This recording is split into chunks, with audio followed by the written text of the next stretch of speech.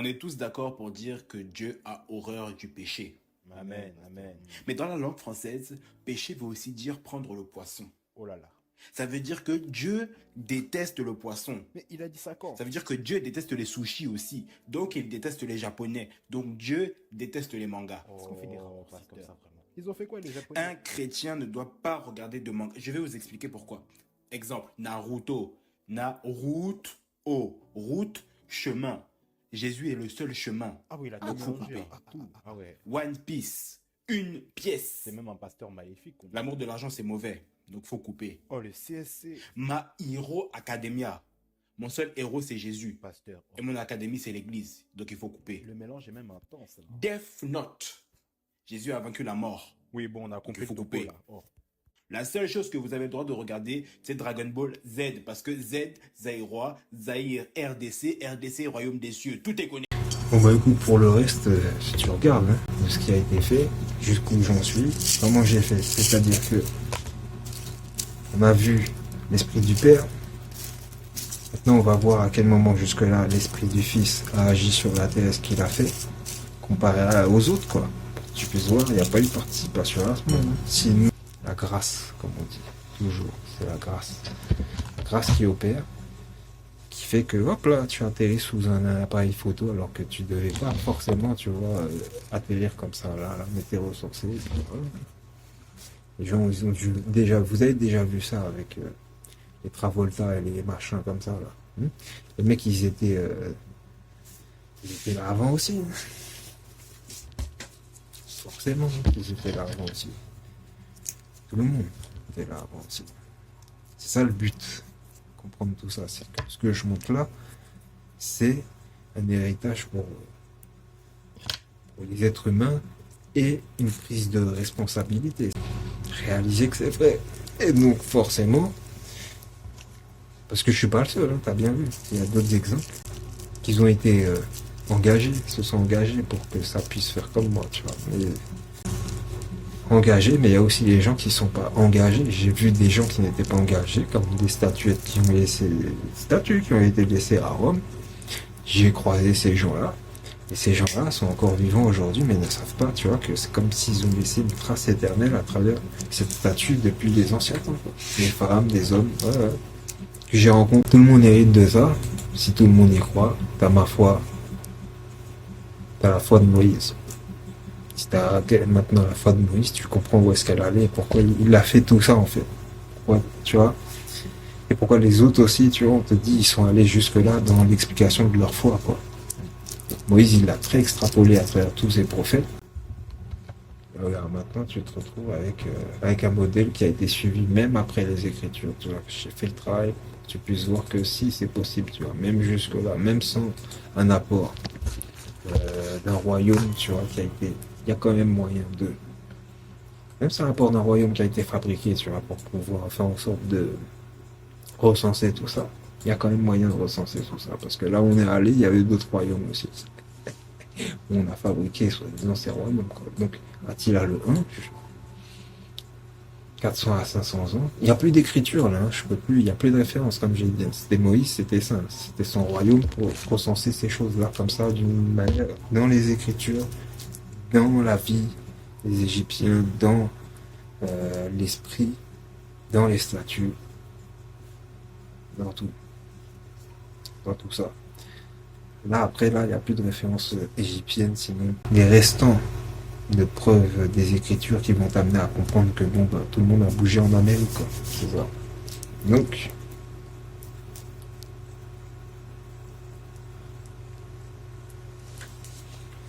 parmi ses descendants, Attila le 1, qui a fait demi-tour avec une partie du peuple, ils étaient là, non, on veut pas traverser le désert, machin. On était bien en Égypte. En Égypte, on avait tout. Pourquoi tu nous fais traverser le désert? Après, bon ben, le peuple a continué à migrer direction Amérique. On arrive là, du côté Aztèque, Maya. Donc là, c'est avec Chacmool.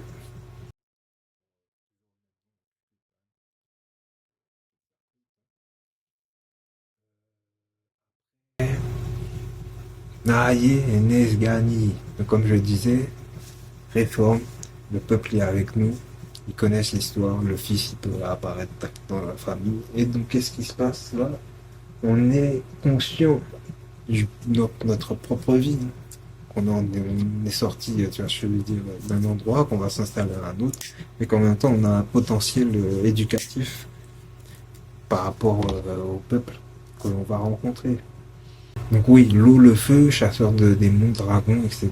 Nani et Nesgani, je disais, oui, le tueur de monstres et son frère, les nés de l'eau, des fils du soleil, autres, chef du peuple saint. Voilà.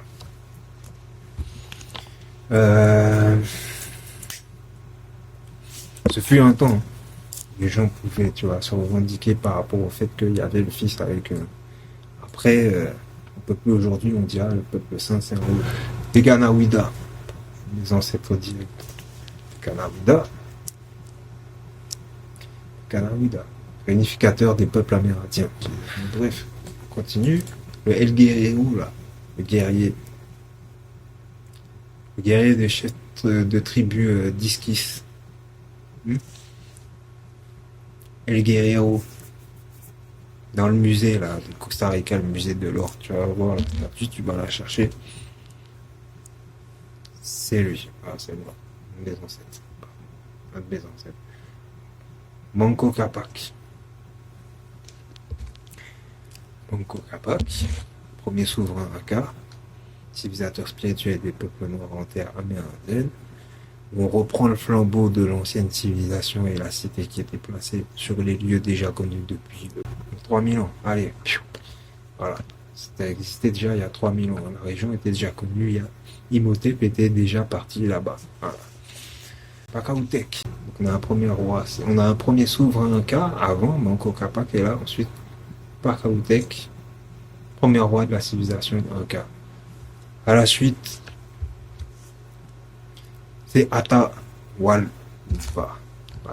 On a Blaise Pascal.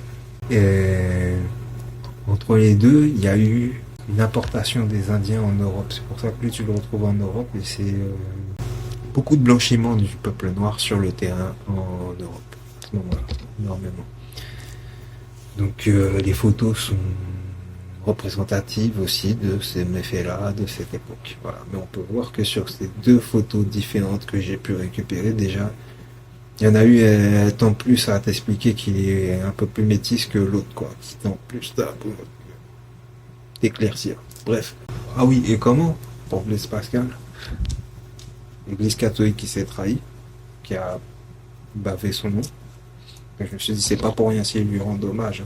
Même si c'est des crapules, je sais que, tu vois, il y a des connaissances qu'ils gardent au fond, tu vois, et ils disent pas tout. Donc je suis allé voir et j'ai vu que c'est l'une des premières personnes qui a commencé à bosser sur le concept du vide, en fait, tu vois. Savoir l'éther, pardon, l'éther. Quand les gens de se poser la question sur le vide et tout, c'est quoi? Il y a matière, il n'y a pas matière. Lui, il n'a pas hésité à trancher en disant c'est de l'éther. Encore des gens, ils hésitent. Ils ne connaissent pas encore si le principe est existentiel. Pourtant, il y a des phénomènes qui peuvent amener à le comprendre. On parlera peut-être. Défenseur de ses frères pour Toussaint Louverture. Toussaint Louverture, tu prends sa tête, tu prends la statuette, là, mon visage, c'est la même chose. Quincy Boy. Là, on est de retour sur les restants des tribus en Amérique. Lui, là, c'est lié donc à une famille du peuple Inca qu'on a vu juste avant, là. Et c'est les restants des tribus qui sont encore sur les terres d'Amérique, donc au niveau de la Californie, qui sont en train de fuir en fait, parce qu'à cette période-là, 1950, 60 on va dire, jusqu'à 1912, là et quelques, là, pas loin, là, c'était une période où on chassait encore les gens, on les tuait en fait, les Indiens, directement. Il y avait une chasse à l'homme, quoi, à cette période-là, très intensive. En affrontant le miroir, de manière consciente.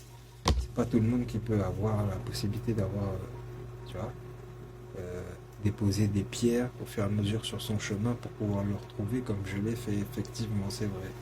Mais je vous l'offre. On va pas pouvoir dire que j'ai un avantage sur vous, aucunement, puisque je dis c'est commun à tous les êtres humains. Les faits, je l'ai déjà révélé une fois, c'était il y a très longtemps, la première mort. Là, la deuxième, l'autre il va avec le temps de feu. Le temps de feu, la colère suprême qui fait que tu boues, tu es dans l'enfer. C'est ça. Le type, il est dans le paradis, l'autre là. Fils de Satan, il est dans le paradis tant que rien n'est dit, tant qu'il peut faire ses méfaits. Quand là, il est mis tout nu, putain, là, il est là, le 7, il est là. Le mec, il peut faire quoi? Dans la spiritualité égyptienne, le génie du mal, Seth ou Typhon, vaincu par Horus, fils d'Osiris, est par lui non pas complètement détruit, mais seulement énervé, affaibli, de manière à ne pouvoir désormais dominer le bien. Ça, c'est la version originale. Il a juste la rage, c'est pour ça qu'on appelle Seth le rouge à ce moment-là. Tu vois, il est tout rouge, il se transforme en cochon rouge, il se planque dans un buisson, puis il y a un autre gars qui est là, il est là, il peut rien faire. Tu vois, voilà. Meurtrier de son frère. Donc il a tué en fait l'esprit ancestral de l'Égypte, etc. Osiris, dont le vrai nom c'est Oussiré. Oussiré, c'est le nom africain du personnage, mais les Grecs vont changer Osiris. Oussiré ou Osiris, l'incarné divin, est mis à mort par Typhon, Seth, Satan, son frère, réputé chez les Égyptiens. Donc Seth le destructeur, tu vois, c'était marqué, c'était écrit, c'était dessiné, c'était déjà compté. Tout était, voilà, tu relis l'histoire, c'est ça. Hein. D'accord ? Autre exemple. Dans la spiritualité égyptienne, Horus, présent au tribunal de la justice divine, y figure comme un agent de bienveillante intercession, de bonté et de miséricorde auprès d'Osiris, le juge suprême. Oui. C'est d'une nation contre une nation, là, pour le coup, Seth, Rome, contre, tu vois, l'Égypte, prophétisé à travers des personnages ancestraux, Osiris, etc. Ils ont été détournés de leur mission, malheureusement, originelle d'enseignement juste du peuple au niveau angélique, hein, tu vois, avec les connaissances, etc. Juste à cause de ça, là, tu vois, le méfait qu'on a subi, on vous a laissé ça en témoignage. Seth, attends, Galadon, viens ici, feignant. Seth est en effet représenté avec une tête d'âne. Le Christ est retourné à Jérusalem après la tentation, là. Il était monté sur quoi, non? Bon, vous savez. Là, ils vont avoir du mal à croire ça, mais il y a des histoires, il faut que tu les relis. Selon certains chercheurs, Seth était considéré comme l'un des principaux dieux de la Haute-Égypte au début de la civilisation égyptienne, contrairement à Horus, vénéré en Basse-Égypte. Mais après l'unification de l'Égypte, Seth, associé aux envahisseurs sémites du nord, perdit beaucoup de son prestige. La victoire des disciples d'Horus sur les Hyksos qui vénéraient Seth symbolisait la victoire des forces qui représentent l'ordre contre les agents du chaos et de la destruction. Seth était considéré comme responsable de la destruction des récoltes, de la faim et de la soif, de la chaleur torride et des grandes sécheresses. Le jour qui représentait la naissance de Seth était considéré comme un jour de malchance où les nouveaux projets et les nouvelles entreprises étaient à éviter. Bien que vaincu et rejeté, le grand pouvoir et l'influence de Seth dans l'ancienne religion égyptienne sont indéniables. On comprend pourquoi Seth, d'un coup, il se retrouve derrière Horus, parce qu'il cherche à faire ce qu'il ne peut pas faire, tu vois, ensemencer en fait quoi que ce soit. Donc en fait, il détruit, il construit par-dessus. Voilà, c'était ça, la petite histoire.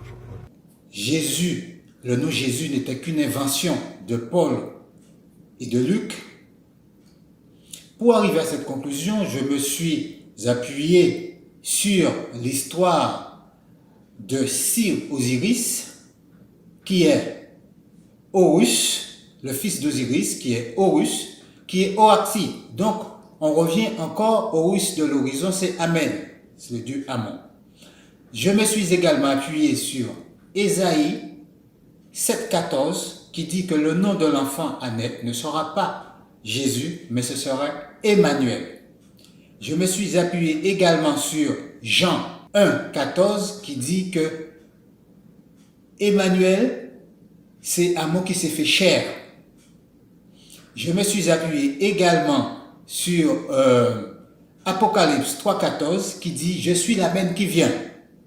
Donc, pour bien comprendre ma démarche et pour que l'humanité puisse sortir de cette barbarie planétaire que nous connaissons aujourd'hui, j'ai donné l'étymologie du mot Emmanuel, qui est Immanuel, qui veut dire Amon, le Dieu Amon est avec nous, contrairement à ce qu'on entend, Dieu est avec nous. Non, c'est le Dieu Amon est avec nous.